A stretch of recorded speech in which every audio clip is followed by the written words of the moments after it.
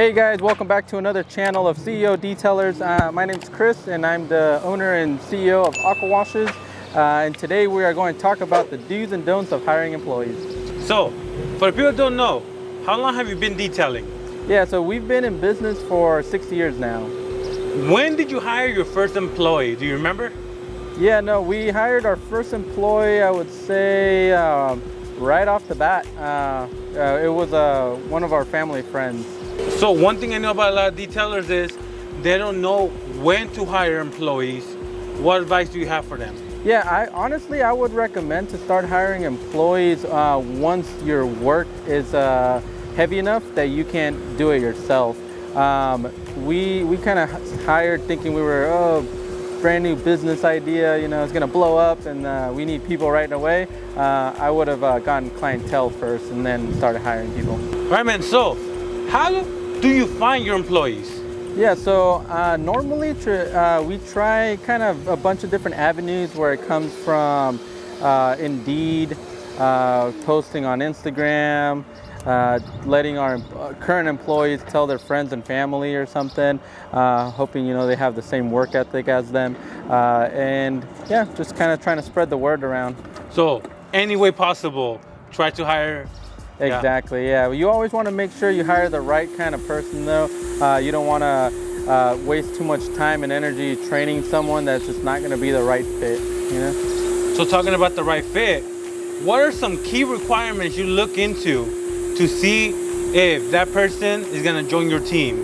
Yeah, in the beginning, I kind of assigned into like a easy task, you know, to let our guys do, kind of like vacuuming and stuff like that. And then even just by then, you could kind of see which guys kind of got it, which guys kind of don't. If they're pretty close on getting it, you just know you're going to have to train them a little bit better. But for the most part, it's just kind of like letting them do their thing in the beginning, if they say they have experience and whatnot. If they're brand new, fresh from the get-go, they don't really, never really detailed before, then you just kind of have to hold their hand a little bit better and show them your processes and stuff. Do you hire people with experience, or you also taking people with no experience? I actually don't have a preference. It's kind of good to hire someone without experience because everything they'll learn is from the way that you would want to do it. The bad thing about hiring with someone with experience is that they think they know everything already, and if they don't, you have to kind of shift that mindset a bit where it's like, oh, we want to do something a certain way and then have them adjust to that. So your training process, how long is it?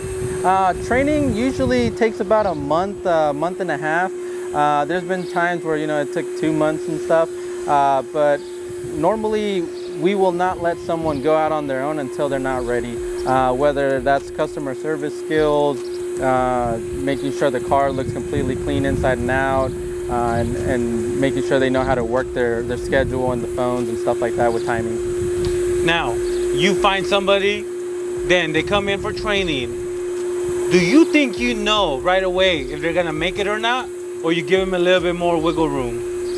Yeah, for the most part, you kind of don't know 100% whether that person will kind of listen to you and take your advice every time you clean. I think you kind of know within a week or two though, after you telling them, oh, you know, this was missed here, make sure to get this spot, and if they keep on missing those spots, then you kind of know that there's something not right there. All right, Chris, so earlier you were telling me you were actually gonna fire one of your employees. Why? Yeah, we just got one of too many complaints, I would say. We always try to strive for 100% customer satisfaction, and if we can't deliver, then you know, that I don't think that they should be part of our team if they can't. So this guy, you trained him, but he was just getting a lot of complaints? Yeah, pretty much.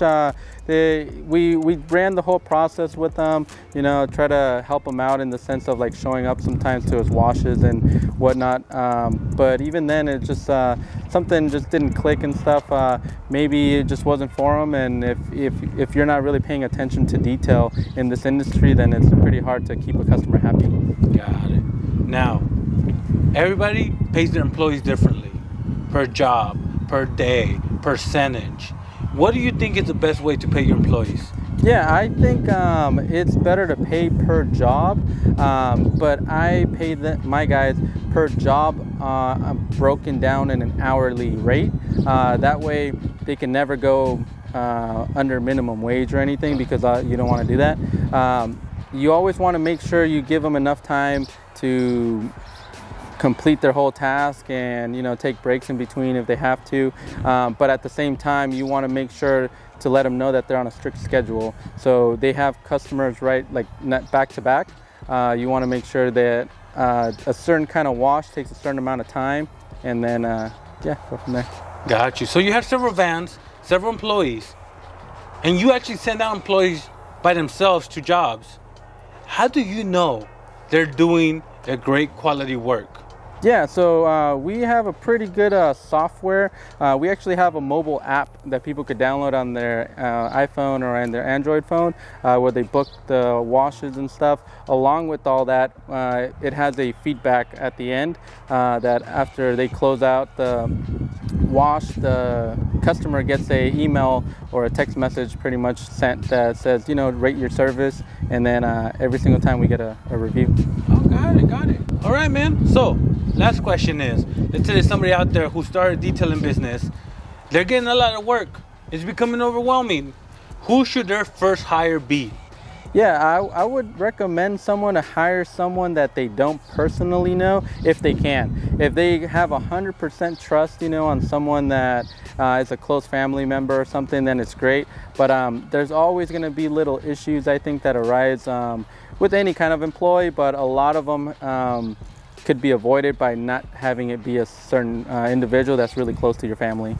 And that way you could discipline them, fire them if you have to. Yeah, and then there's nothing bad left in your family and stuff like that. All my employees that I've had in the past, we still have great connections and everything. It's just at the end of the day, if something doesn't turn out well, we just, it is what it is. There you have it. There's a glimpse of my hiring process. Let me know in the comments below how you guys hire people, what's your best practices and stuff, and then we would definitely love to hear it. And if you like this video, please feel free to hit the thumbs up, click the subscribe button, like it, notifications, and we'll get back with more videos.